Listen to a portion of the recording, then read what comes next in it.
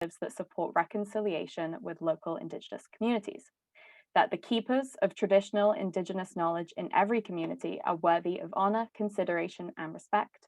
That courageous Indigenous leaders, young and old, deserve the ongoing support of all Canadians to create equal opportunities for everyone of this land.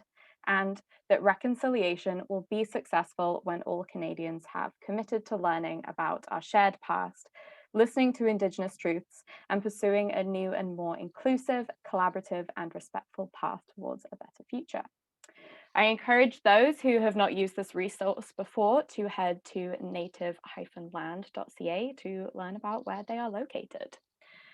Okay, so going straight into it this evening. On November 25th, 2020, Scotland made a huge statement to the world by passing a bill to provide universal access to free period products. They are the first country to do this, which is an incredible step. So let's hear the news from the BBC.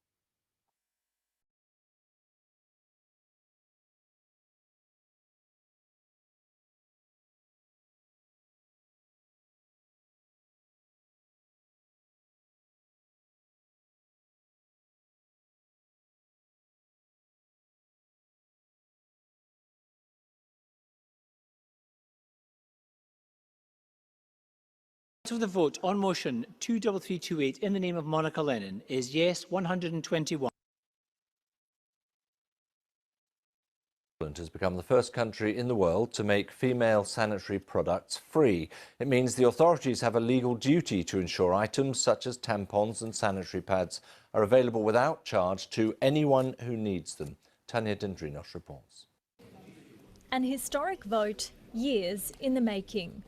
The result of the vote on motion 23328 in the name of Monica Lennon is yes 121. There were no votes against, there were no abstentions. The motion is agreed and the Period Products Free Provision Scotland Bill is passed. Monica Lennon seeing out her vision, with Scotland becoming the first country in the world to make period products free for anyone who needs them. Menstruation is normal. Free universal access to tampons, pads and reusable options should be normal too. Period dignity for all isn't radical or extreme. It's simply the right thing to do. Period poverty is an issue the world over. Women in both impoverished nations as well as those in developed countries unable to afford suitable sanitary products, resorting to toilet paper, socks and even newspaper. It affects self-esteem and even keeps girls from school, having a significant impact on their education. I think we sit in admiration of Scotland. I think that it shows and will lead the rest of the world into how we look at menstruation, even the conversations around menstruation. I think it's fabulous. Obviously, there is still a lot of stigma attached. Lots of people don't like to talk about it as an issue generally, let alone the fact of period poverty. Period poverty is multi-pronged. So we look at period poverty, and while we can give access to sanitary items, we also need to remove the shame and stigma around menstruation. We also need to educate so that our girls and our boys are learning about menstruation in the way that they can hear it, take it in and remove the shame and stigma around it. The benchmark now set and ready for the rest of the world to meet. Tanya Dendrinos, BBC News.